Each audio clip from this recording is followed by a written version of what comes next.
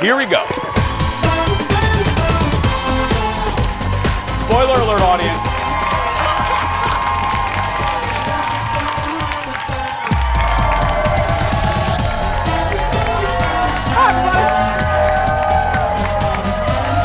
Hello, Esther Williams. Do you get that reference? It's all right. Tom and Jerry. No. Hi, everybody. Look at them. Right there. That's Wednesday. Look at Ted. Look at Ted right there, standing up. Welcome to the show, everybody. Oh, that's my buddy. You'll meet him a little bit later. Hello, Coon Rapids. Hello, Andover. Hello, Anoka. Hello, Princeton and Cambridge. And hello to my mother. Welcome to the show. Thank you. Have a seat. We have a good show today. Thank you. The gentleman standing up in the front row, you're going to meet him a little bit later. That's Ted. Now, that's not producer Ted. That's weightlifting Ted right there. That's right. Seriously. Ted is a world record-holding weightlifting champion, and he's 27 years old. Look at him right there. That's 27, yes. Right now, she's our champion. Give it up for Miss Kendall right over there. Hello, Kendall. Hi. Good morning. How you doing? Good. Doing very well. Aren't you already loving Ted? Yes, already. Yeah. I wish I had a medal. I don't win anything. It was. I know. Maybe someday. It was one of those interviews. We shot it last week. It was one of those interviews I didn't want to end. And we really didn't. Photographer Eric, we just put a mic on Ted. And you'll see a little bit later. We put a mic on Ted, and 2 hours later we left. You know what I mean? We just let him talk. There it is. There's the championship right there. Yeah. There's Ted, yes. He's amazing. He's 88 years old and a weightlifting champion, and a little bit later, and then and I have a story about what happened after we stopped shooting. We'll get to that a little bit later. But right now, thanks to all of you. You guys are so nice. Whether it's letters about my mom, for my mom, you're kind there, and then you're kind about goofy stuff. So yesterday, we did a new segment called I Don't Understand. And I didn't understand how to cut a grapefruit. I'm 45 years old, and I don't know how to cut a grapefruit. I think they're a pain. I do. I think farmers, they've given us seedless watermelons and seedless grapes. Why can't they give us a grapefruit that's not hard to eat? You know what I mean? So I said I don't know how to properly cut a grapefruit. We were inundated with emails last night. And I'm sure coming in the mail will be some grapefruit spoons coming to our show. Yeah. So, didn't know there was any. Yeah. Here's a couple. Hi, Judy. Judy wrote to us. She says, I peel my grapefruit like an orange and section it. So easy. Okay. Okay. Producer Jeff says no on that one. Okay. Kathy says, I slice it thin, then slice it in half. Put it in a bowl. It's easier to eat that way. That's from Kathy.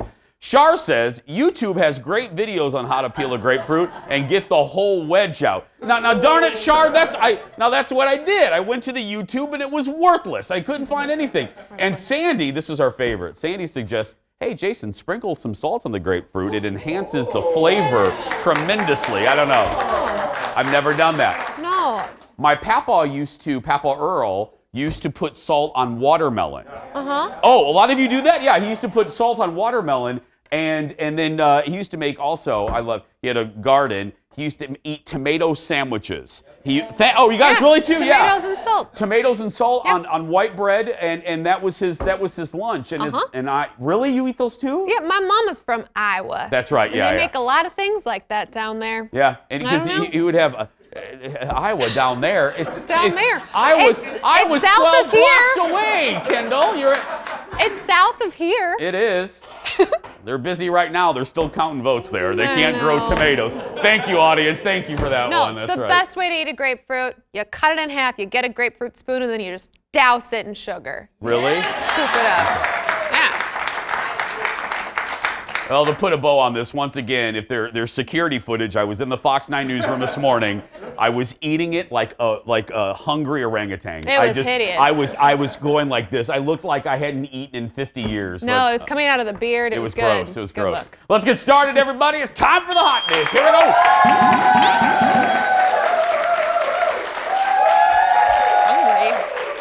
hungry for hot I was dish. very hungry. First up, we're learning more about what's in... Oh, this is good. This is juicy. We're learning more about what's in Jessica Simpson's new memoir called Open Book. And we're not sure if we believe this particular little anecdote, but okay, we'll try it out. Jessica says that she turned down an iconic movie role. Look. Why didn't you write me? Why?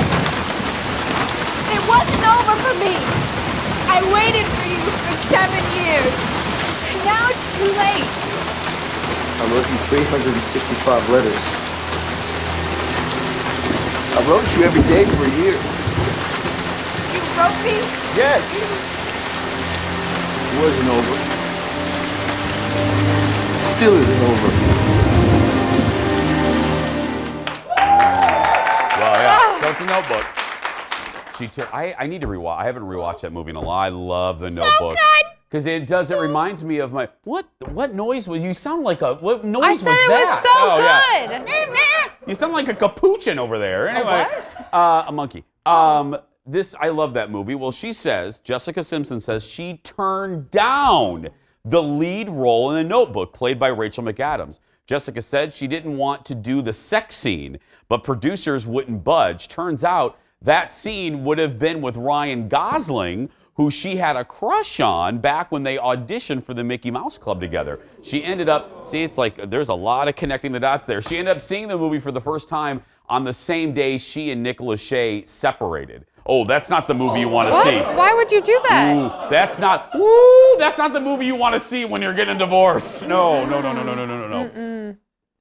Sometimes the universe works as it should. Jessica Simpson, I love her. She makes great shoes, but I did not want to see her in the. That's Rachel McAdams. It's her, no. I don't believe that. You don't believe this? I think that there's maybe a grain of truth somewhere in that sandwich, but no, girl. She also revealed that she had an emotional affair with Johnny Knoxville when they did Dukes of Hazzard together. Do you remember the movie version of Dukes of Hazzard? Who could forget those Daisy Dukes? The Daisy Dukes, yeah. That's the role for Jessica Simpson. And I will tell you, I believe that because I was in New York. I interviewed the cast of Dukes of Hazzard for the movie way back in 04 or 05, whenever it was. And I was interviewing Johnny Knoxville. And it was just Johnny, myself, the camera guy, and the sound guy. And Jessica came in the middle of the interview and jumped on his lap and was like, and then walked right back out. And I'm like, y'all are real friendly. I also remember, too, now hang with me here. Yeah. So usually people have giant entourages. You know, stars come with 80 million people. Jessica, so I walk into the room to interview Jessica Simpson. I'm not kidding because there were sound problems, so I had time to count.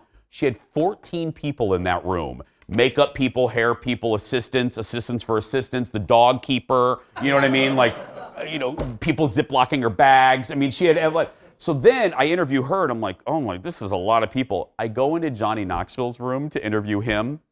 It was Johnny and a friend of his sitting cross-legged on the floor picking his feet. And that was it. That was it. Yeah. Picking his feet. Johnny's friend picking his feet.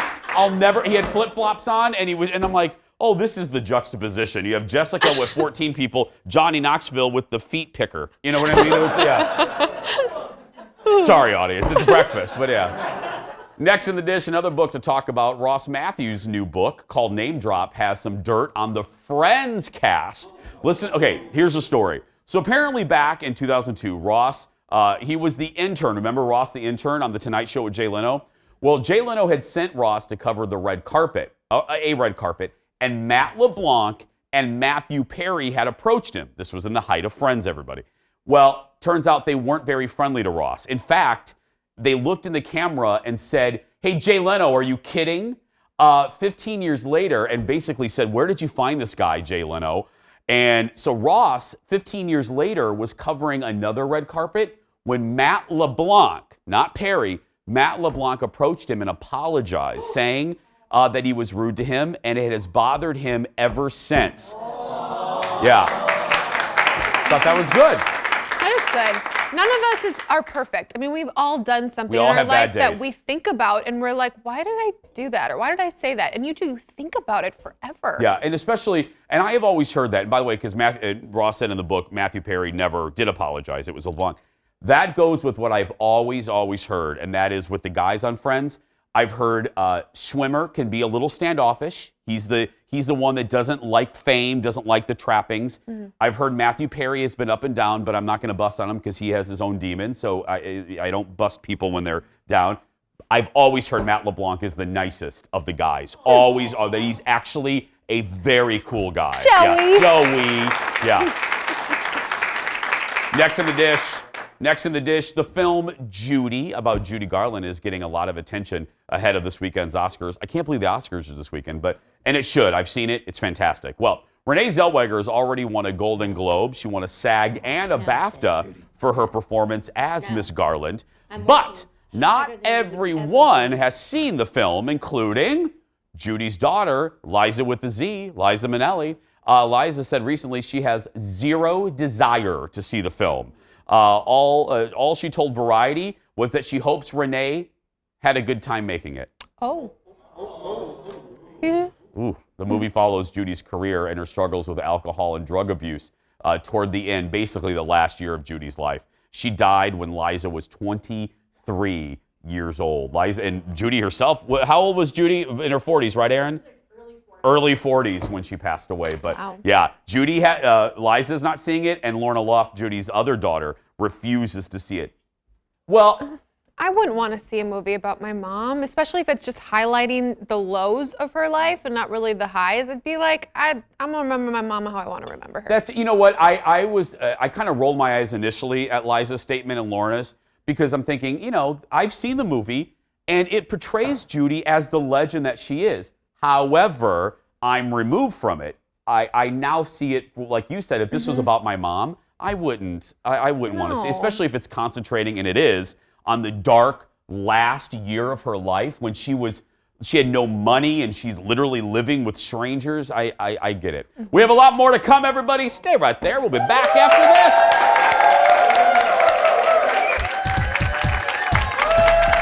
Coming up, they are a phenomenon. Millions of fans around the world. Blue Man Group are live at the Jason Show studio with a taste of their latest show. And then we can't wait for you to meet Ted. No, not our Ted. This Ted. He's 88 and just happens to be a world record-holding weightlifter. Yup, his unbelievable story just ahead. And yes, Ted is making me bench press as well. Stay right there.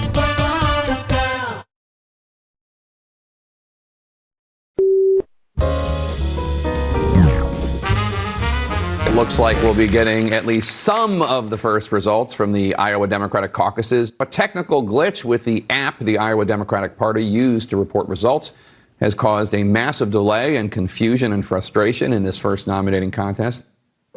Having trouble with your caucus app? Well, introducing the latest technological breakthrough in voting. Paper. Boot edge.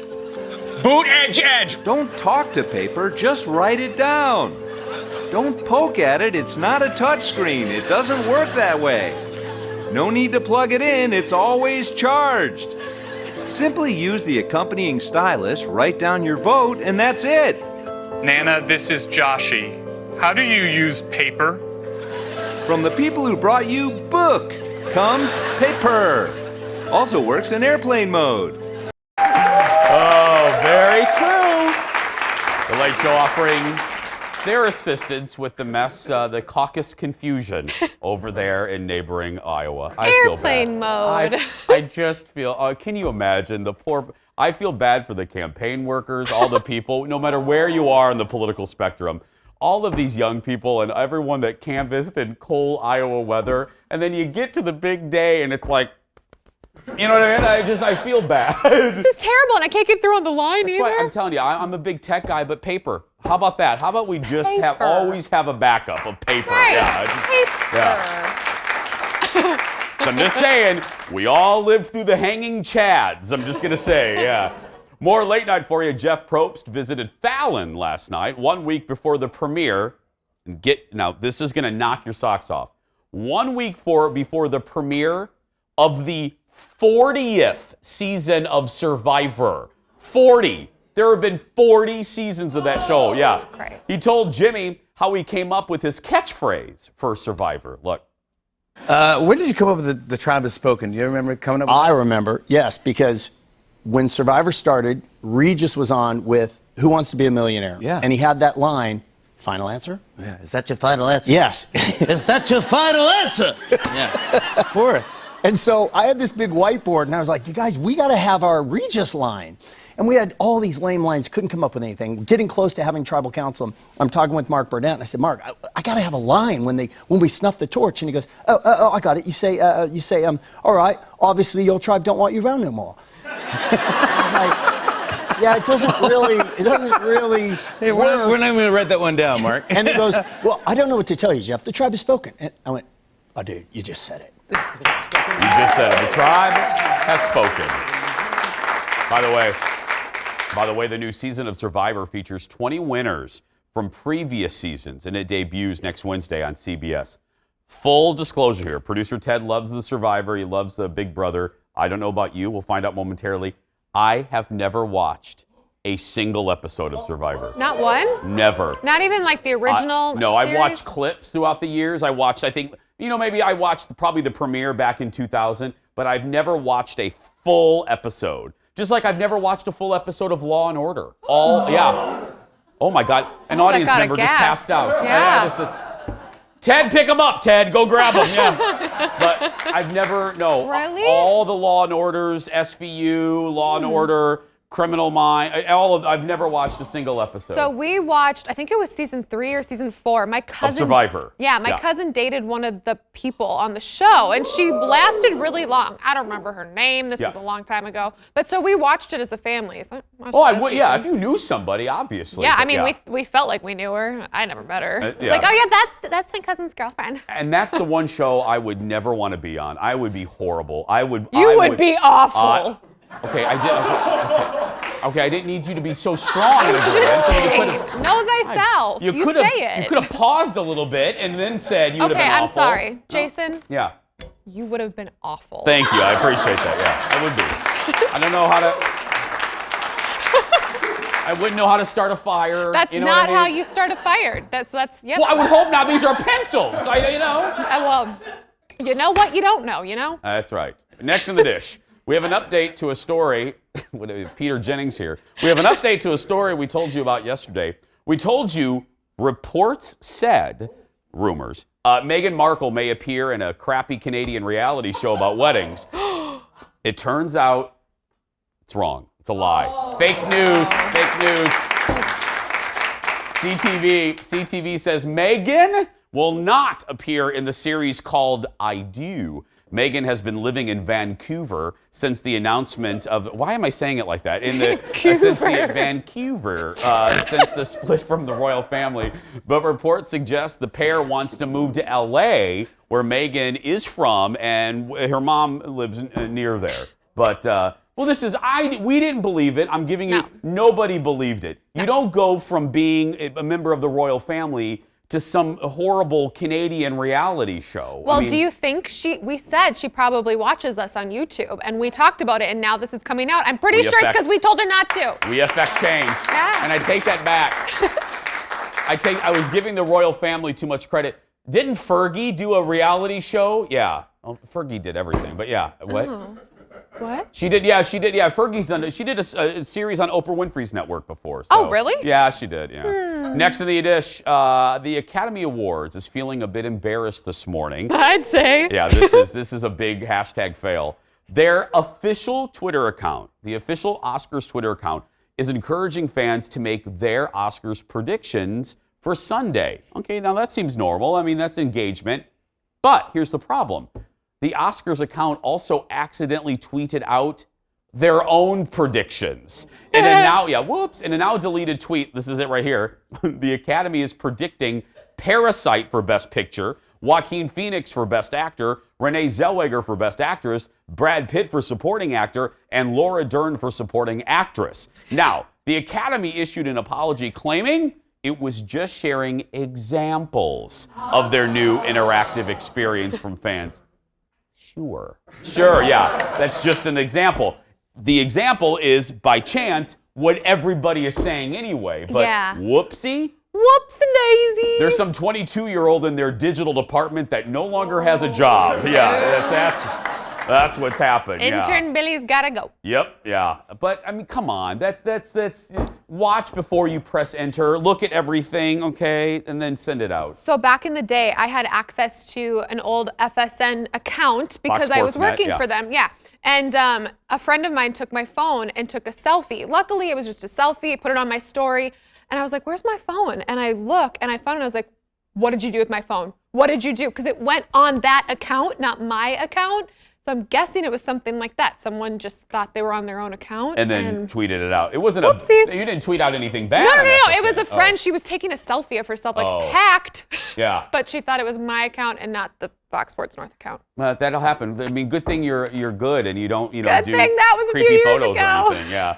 Next in the dish, and I don't know what I meant by creepy photos, but yeah. Next in the dish, Harrison Ford. No, I said you wouldn't do it there. Yeah. Next in the dish, Harrison Ford. Harrison Ford isn't done with the Indiana Jones franchise just yet. Here's the deal. Lucasfilm confirmed that the 77-year-old actor will return for the 5th installment of the film. They said it is not a reboot, but it will be a continuation of the Indy story. Chris Pratt, you may remember, had been rumored to be in the running for Indiana Jones. He was going to replace Harrison until Harrison shot that down. He literally said, when I die, Indy goes with me, which I think that should be the way it goes. The movie is expected to be released in the summer of 2021. Here's the deal. Harrison is 77. I don't believe in being ageist. Example, this isn't that far-fetched. Why? Because in our front row, we have an 88-year-old world champion weightlifting person. I mean, come on. I mean, it's not that big of a stretch.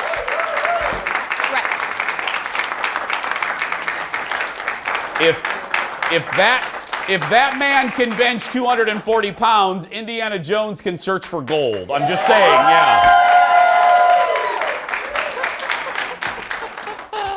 Ted's like, he better be saying something nice about me. Yeah, I am Ted, don't worry.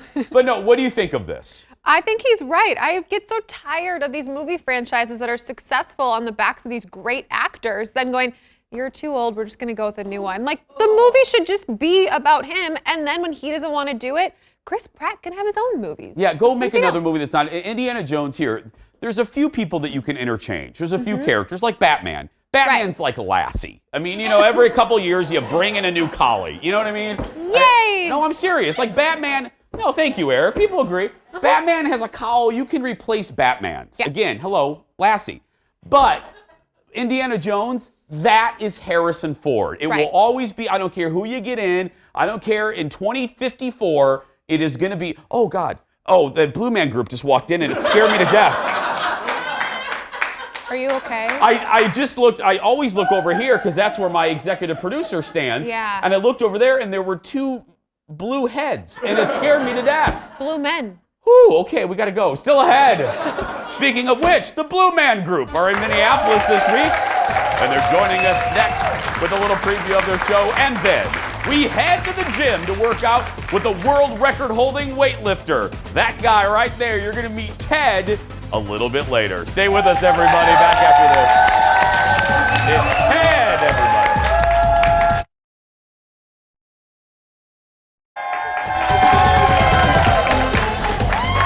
Welcome back to the show, everybody.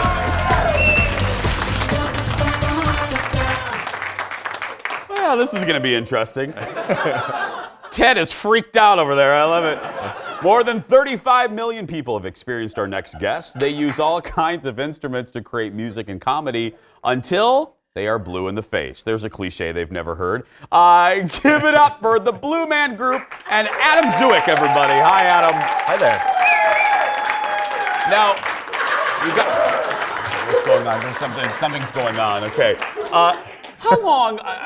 You guys have been in pop culture for years. When did the group actually start? Oh, it's been almost 30 years now. Yeah, we've been in over 25 years. Yeah, almost 30. Should we even bother with an interview? Anyway. And it started, correct me if I'm wrong, it was an off-Broadway production, right? That's correct, yeah. In New York City, it's actually still at the Astor Place Theater. Oh, it still is right now? Still there, yeah. Yeah, so that's the original show, started there. Of course, it's changed since then, but it's in the same venue, Astor Place Theater. In Soho, down in New York. Yeah. You're taking a look at some of the show. And how long have you been involved in the production? I've been in Blue Man Group for over 6 years now. Yeah. It is crazy. I mean, the fact that, some shows come and go and you never hear from them again. What do you think, in your opinion, being involved and also hearing from fans, what is it about the enduring appeal of the group? I think it's just the mystery of the show, really. The character is so spontaneous, and you don't really know what the character is going to do, and I think because they don't speak words, they talk kind of through nonverbal communication, through eye contact. It really speaks very loudly with the audience, and they're able to kind of make up their own story to what's going on. Oh, Adam, let me tell you, they're speaking loudly in our audience today. Boy, they're offering. That's very nice. Are you scared, ma'am? You're kind of frightened. No, well, because you're wearing a blue sweater. That's why. I mean, you fit right in. It's like she's gonna. Adam, can she audition after the show? Absolutely. Oh yeah. The Blue Man Group. Oh, ma'am, no photographs. They charge for those. There we are. Anyway, they're throwing. They're throwing. Look at this. One more time. Ready? There we go! Are they ready? Oh, they're coming down. There's movement. Liberty's on the move. Liberty's on the move. Oh, they're coming. Where should I go, Adam? Should I get over here? You can stand right here. Oh, I'll stay right here? Oh, okay. Thanks. Oh, what's going on? Thank you. Oh, wait. That's the wrong camera. Okay, what's happening? Okay. He's lining up. Okay. Here we go. Here we go. Mm-hmm. That's one way to do it. One way to, okay. All right. Okay, here. Oh! Got it. I did it! He's in. He's in. Oh, that. Amazing. Oh, goodness. They're throwing it at camera 6 there. This is fantastic. And this is what it is. This is your life whenever you go to a new city. Absolutely. What's happening? Are you stealing that? No, he's giving it to you. It's a present. Oh, that's very nice. Yeah. Oh, that's nice. Oh, that fell. Do you want to do one that fell off my face there? There we go. Oh, there you go. Blue. I have a mouth now. That is fantastic. Do you like? Okay, yeah, that's great. Okay. Oh, you can't sit there, sir, with the blue. You'll ruin the fabric. You'll ruin the fabric. It doesn't matter. That's fine. Give it up for Adam and the Blue Man, everybody. The Blue Man Group is at the Orpheum until Sunday. You want more? Do you want to do more? I mean, you guys are starting to line up, and you're scaring me. Oh, they're gone. They're gone. Oh, they're leaving. Oh. Well, come, yeah. Come check us out. Wow. It's a brand new show, all brand new music, brand new show, brand new content, and we're really excited to show the people. People are really enjoying it. Is this you said all brand new, so this is the first tour with all of the new stuff? This is it, yeah. This is great. Yes. I love it. Well, it's at the State Theater until Sunday. The State Theater until Sunday. And for ticket information, right there at the bottom of your screen, head to the hennepintheatertrust.org. And if you missed any of this, we'll post this a little bit later on our YouTube page. Give it up for Adam, everybody. Thank you, my friend. Thank you. Still ahead, everybody, we go to the gym to work out with Ted. He is a world champion weightlifter, and he's 88. That's right. We'll be right back. Stay with us, everybody. Thank you, my friend. Welcome back, friends. Welcome back. I'm just a little nervous after that. Sabo, you scared me. I thought they were still here. I gotta tell you, that photo that they pulled, the wood thing, our friends from Hagen and Oates, they found that randomly in our studio, and and did a little blue kiss on it. That was like our executive producer Jeff. When people don't talk, like, I'm afraid of mimes. Like, mimes freak me out. So anyway, go see the Blue Man Group at the State Theater, and thank you. That was a treat. Scared half of our audience, but that's all right. Well, when most people reach their late 80s, they may be happy, taking a walk around the block or playing a round of golf, but not our new friend Ted. 88-year-old Ted Lindbergh just won. Didn't just compete. He won the International Powerlifting Championship in Ireland, lifting 220 pounds. That's right. Ted did that. I recently got the chance to meet Ted and hear more about his inspiring story. Look at this. We heard about Ted, not our Ted, the other Ted. What am I in store for? If you could just give me a few sentences to describe Ted. He's very strong. Okay. He's very experienced. He's older than the bench press. Seriously? Yeah. So put that in perspective a little bit. Bench press came out in the mid-40s-ish. He was born in the early 30s. So he's older than the bench press. He holds 3 world records in the bench press. Ted called you, or however you got a hold of him, he said, I want to be trained. What was your response? The actual request was, I want to set a world record. So my response was, well, in what? Yeah. He said, in the bench press. And I said, all right, well, let's see what you got. And we started benching. That was about 4 years ago. Were you surprised? I was surprised how strong he was. But you have a lot of clients, probably ranging in demographics and age. Ted can probably whip most of their butts at various points. In the bench press, hands down. Yeah, I mean he'll beat some of the trainers as far as pound for pound. So he's not. It's not a simple task. What have I done? How the hell did you get started weightlifting? Yeah, I started when I was 12, and I'm 88. So you do the math. We haven't invented the bench yet, so I made myself a set of weights.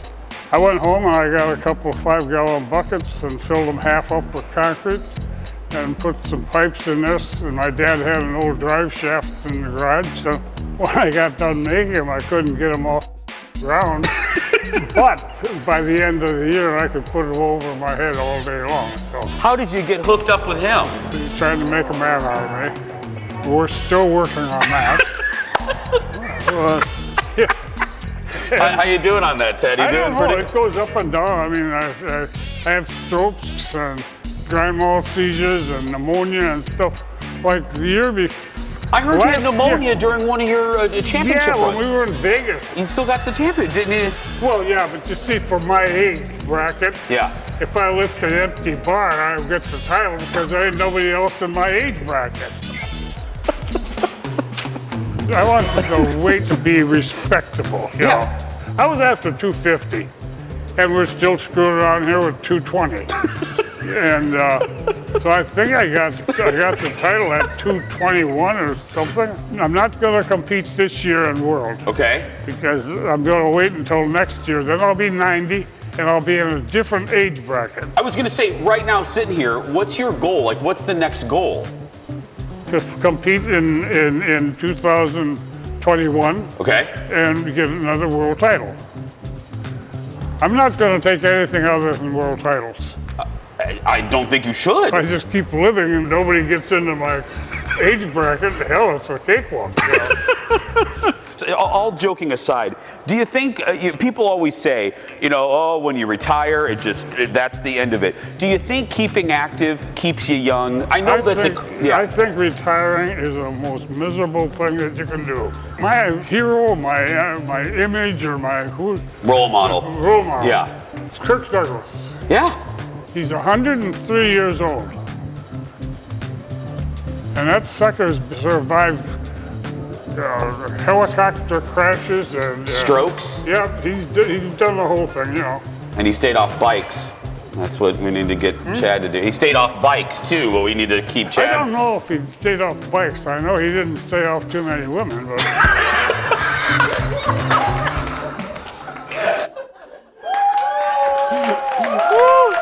Oh God! Oh God!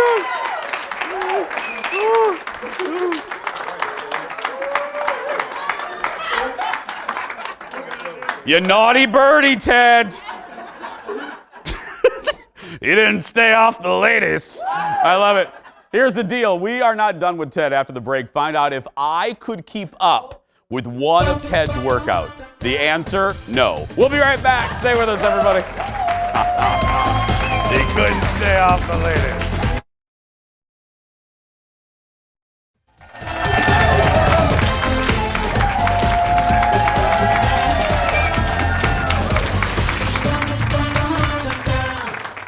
Now, before we show you part 2 of Ted's excellent adventure here, I got to tell you that, sometimes you go to a shoot, we call them shoots, you go to a story, and you're there for 10 minutes, and you're like, okay, we're done. This is one of those days where we stayed longer than we had anticipated because it was such a delight to speak to Ted. And also, what you won't see, you'll see it edited out of this piece. Photographer Eric, who's shooting and editing this piece, Photographer Eric rarely breaks, and what I mean by that is he holds the camera still, and even if he's laughing, Photographer Eric had to put his camera down at least 5 times during this interview with Ted. Now, before the break, that's because of you, Ted! Yeah. Before the break, you got to know my new buddy, Ted Lindbergh, who just won the International Powerlifting Championship at the age of 88. Now, So what you're getting ready to see is this. We got done. We thought we were done with the interview. We heard Ted's story, and I said, you know what? Ted, thank you so much. I shook his hand. I shook his trainer's hand. I said goodbye to the folks in the gym, and Ted looked at me and he goes, no. And he patted the bench. He goes, you, here. And I was like, oh, no, I'm done. I'm just a goofy TV guy. He goes, no. And he slammed the bench again. So Ted decided to put me through one of his workouts. Look at this. Start.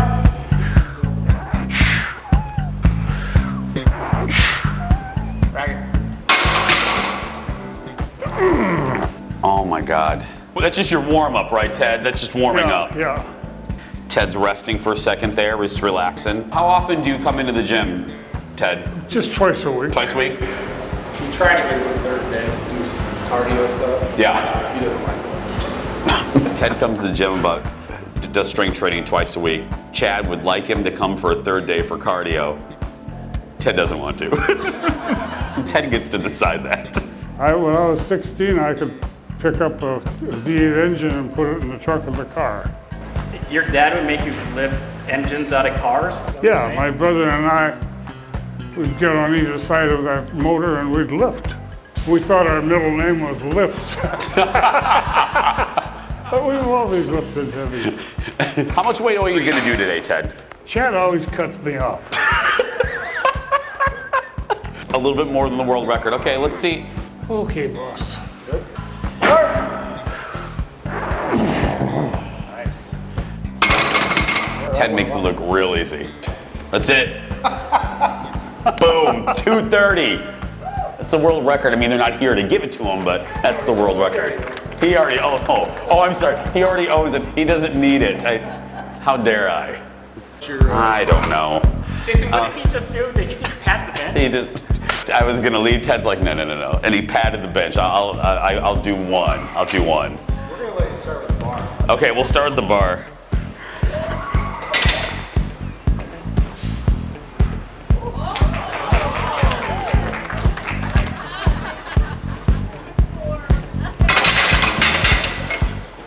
I could do a little more. Yeah, for sure.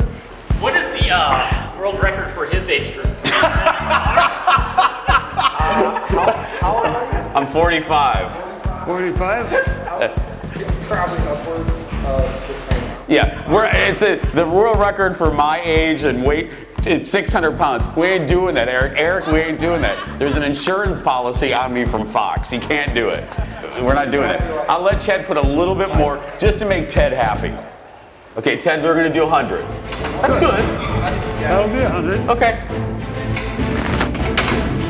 Same thing. 1, 2, up. Back out. Good.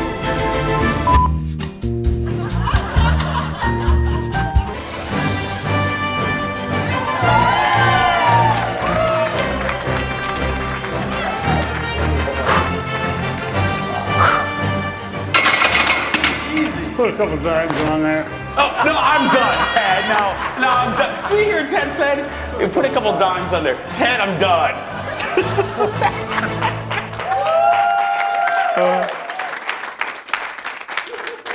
You just want to put a couple dimes on there. Put a couple dimes. I could have. Correct. He said I could have done. I probably could have done like about 120. I could have done maybe 120, 130. You could have done $1.50, no problem. That's right. That was fun. Yeah. And thank you, photographer Eric. Eric thought it was going to turn out bad. I thought it was going to turn out bad. Yeah. Thanks to Ted. That's the guy right there. Right there. Wow. Seriously, I say it. It's a running theme of our show. You know I say this a lot, almost to the point where it annoys people. I love people that redefine what a particular age means. This man right there is redefining what it means to be in your 70s and 80s. That's tremendous. Yeah.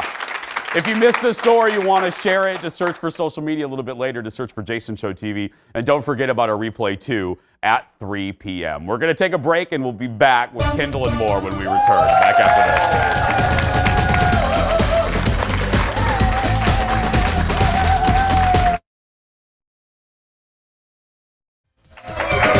Welcome back. Kendall joins me again. Woo! How did you feel about the Blue Man Group? Jason, I just don't like it. It scares me. Yeah, it scares. I get it. I mean, there are, Aaron Schwab and I were talking, they are immensely talented. Absolutely. Like, the fact that, she brought up a good point, they are such improv masters that even if you've seen a variation of their show, right, every time you go, it is a different version because they're great. Aaron said the stuff they did with our audience, they just walked around Fox, grabbed stuff, and created a little show with our audience, like on the fly. Yeah, it's impressive. It's just the latexy face thing. It's just, I don't. It. I said I don't like. What started was I said mimes scare me. It scares me a little bit. Yeah, but. I walked a way I've never walked to leave the set to avoid all contact with the Blue Man Group. You can see the Blue Man Group at the State Theater. Like I said, tickets are available now. We're going to take a break. We'll be back after these words. Stay with us, everybody.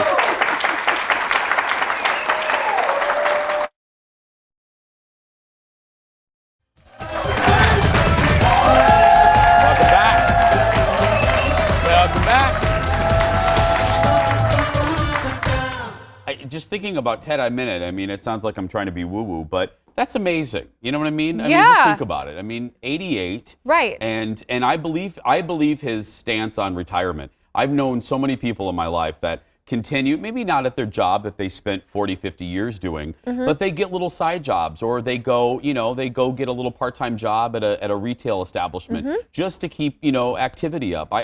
I think that's going to be me. I mean, I don't want to just sit around and do nothing. They always say you got to keep moving. Yeah. That's like the thing. No matter what you do in life, you just got to keep going. Otherwise. Yeah, I've